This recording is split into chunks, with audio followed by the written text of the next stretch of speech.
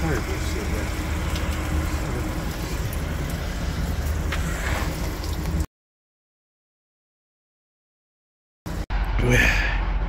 I put the radiator out. As you can see, this is my problem right here, which caused me this whole job. This bolt got loose and just did a whole lot of damage. I gotta replace the radiator. It just did cause a lot of damage and even chewed up my fan, the port fan. All the pieces on the ground. But yeah, put the radiator by myself. Had to take off the condenser and had to take off the charger cooler. Yeah, it's all in the parts of the day to work, but simple stuff like that, please God, try to avoid. But you know, good thing I'm very handy. You know, do everything myself. I can imagine what this job would be like if I took it to a shop.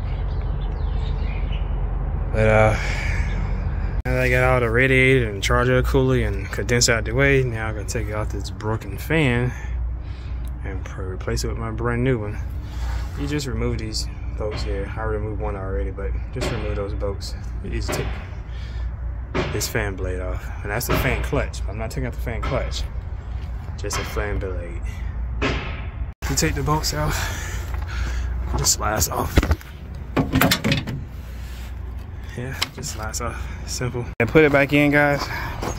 This is a bracket that your radiator sit in. This is the one side of it, and I'll show you guys the other side. You have to take the bracket apart once you take the old one out. And this part of the bracket as well. This is real simple, guys. It's not hard at all.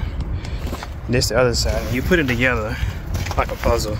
This your radiator. It sits inside the bracket, and then you just take the bracket here. You stand it up and put it together as you go along, but you want to put it together before you set it inside your engine. You take that, put it back together, but you know, if you take the bracket loose, you take off these side bolts right here. There's 4 of them on the side of the bracket, and it has a guard shit here as well. I almost put it back together without showing you guys, but I'm gonna put the rest of the bolts in. It's a guard shit that go across the front. You just take this guard shield off, and then you put these bolts here, and I gotta tighten those up too. But it's a bracket that goes across, and once you take that bracket apart, you can slip. You know, it's like putting a puzzle like I showed you guys in the beginning, but I'll show you guys step by step the best way I can. Next thing you want to do is put your radiator securements back on.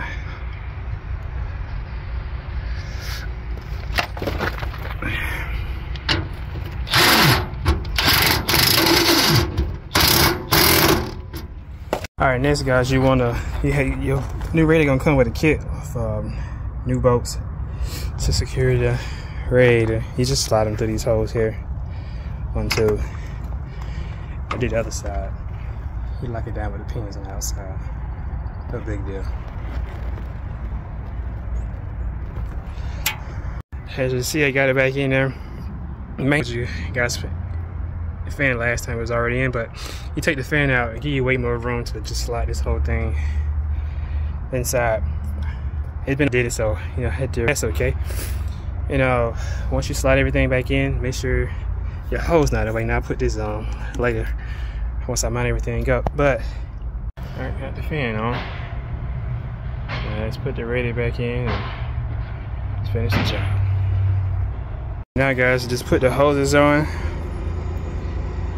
There's one hose here and there's a hose on the bottom. If I can see it on the camera. There's a hose there. There's 2 hoses that goes on the radiator. You wanna you can tighten it down with a flathead screwdriver, but I recommend getting like some kind of socket to go that fits on there. But you don't want to over tighten it, but you don't want to like have it too loose either. There's a lot of pressure that goes through those hoses. You got to mention there was another little hose that hooks on right here as well. So 3 hoses. Sorry about that, guys. I said 2 on the last one. There's 3. Your hose on the bottom, just simple plug and play. No big deal with that. Just tighten it up. Next would be the charger cooler. I'm gonna go ahead and put them back on.